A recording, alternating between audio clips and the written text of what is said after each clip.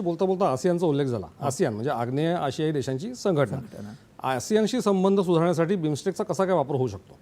आसियानमधले इतर जे देश आहेत हे इथले देश आहेत त्यांच्याकडून बाजूला तर इंडोनेशिया तिथला एक महत्त्वाचा देश आहे, व्हिएतनाम आहे, लाओस आहे, कंबोडिया आहे आणि कंबोडिया आणि थायलंड आसियानचा मेंबर आहेच. त्यामुळे बिमस्टेक जे आहे ते आसियान आणि भारत याच्यातला ब्रिज होईल आणि तो ब्रिज एक आवश्यक आहे, कारण नुसत्या भारताने तिथे जाणं किंवा या सगळ्यांना बरोबर घेऊन जाऊन तिथे जाणं हे फार महत्त्वाचं आहे. आणि आसियानमध्ये जे चीनचं एक वर्चस्व तिथे एका काळी होतं ते आता कमी झालेलं आहे आणि भारत तिथे आहेच. भारत काही आसियानमधनं बाहेर पडलेलं नाही आहे. त्यामुळे हे लिंकिंग अतिशय चांगल्या पद्धतीने व्हाया बिमस्टेक होऊ शकतं.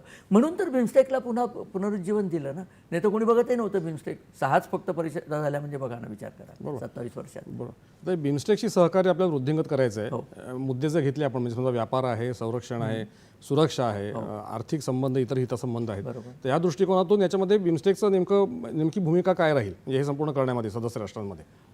एक म्हणजे त्याच्यात कल्चरल इंटिग्रेशन होणं महत्त्वाचं होतं. ते आपोआप होतं आहे, कारण कल्चर संस्कृती आहे जी आहे त्या देशांची, ती संस्कृतीसुद्धा बऱ्यापैकी भारतीय संस्कृतीचाच तो आविष्कार आहे. विशेष म्हणजे भारताचे धोरणात्मक संबंध याच्यामध्ये काय संबंध काय असू शकतात? भारताला काय आहे की जर तुम्ही आता तिथे गेला नाही तर चीन तिथे घुसेल. चीन तिथे घुसलेलाच आहे बऱ्याच ठिकाणी.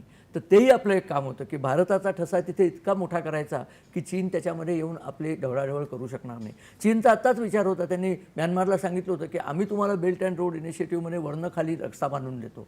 आता ते बहुतेक होणार नाही, कारण त्यांनी एक रस्ता बांधण्याचा प्रयत्न पाकिस्तानात केला आणि त्याची जी काय सगळे बोजवारा उडाला आहे त्यांना माहिती आहे, त्यामुळे तो काय आता व्हायचा नाही. तर चीनला दूर ठेवायचं, भारताला तिथे पुढे न्यायचं आणि आपल्याबरोबर इतरांचाही विकास करायचा. आता ह्याचं उदाहरण म्हणून सांगतो. परवा दुर्दैवाने ब्रह्मदेश आणि थायलंड दोन्ही ठिकाणी प्रचंड मोठा भूकंप झाला. 7.7 रिक्टर.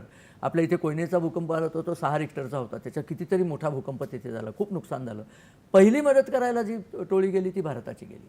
भारताचा डिझास्टर रिकव्हरी आपदा व्यवस्थापन इतकं चांगलं आहे की ते जाऊन पहिल्यांदा त्यांनी मदत करायला सुरुवात केली. मंडालेला जिथे संबंध मोठा भूकंप झाला होता तिथे तर भारताच्या सैन्याने मोबाईल हॉस्पिटल उभारलं आणि सगळ्यांना तिथे मदत करायला सुरुवात केली. आणि त्याचा फायदा म्हणजे त्या देशांना आता भारताशी बंध अनेक घट्ट झाले. चीन गेला नाही आहे तिथे, भारतच गेला आहे. इथे कुठेही काही झालं तरी भारतच पहिला जातो हे आता सगळ्या जगाला कळलेलं आहे. आणि त्यांनी भारताचे कोविडच्या वेळेला काय या सगळ्यांना लशी भारताने पुरवल्या होत्या. चीनने कोविड पुरवला होता पण लशी मात्र भारतानेच पुरवल्या ना.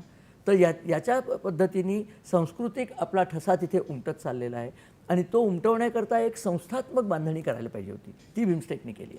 ती एक संस्थात्मक बांधणी मजबूत करत चाललेत. प्रोसिजर्स त्यांनी तयार केली आहेत. आता एक बँकॉक विजन 2030 म्हणून एक नवीन डॉक्युमेंट तयार झालं आहे की पुढे इथनं कसं जायचं आहे, या देशांना कनेक्टिव्हिटी कशी द्यायची आहे, यांचं स्किल डेव्हलपमेंट कसं करायचं आहे, इथे मॅन्युफॅक्चरिंग कसं आलं पाहिजे, यांना बिझनेसचे जे नवीन रूल्स आहेत ते कसे शिकवायचे, स्पेस टेक्नॉलॉजीचा त्यांना वापर कसा करून द्यायचा. त्या सगळ्यांकरता सॅटेलाईट भारत पुरवणार आहे. त्यांची शक्तीच नाही आहे स्वतःचा सॅटेलाईट उडवण्याची, भारत तो पुरवणार आहे.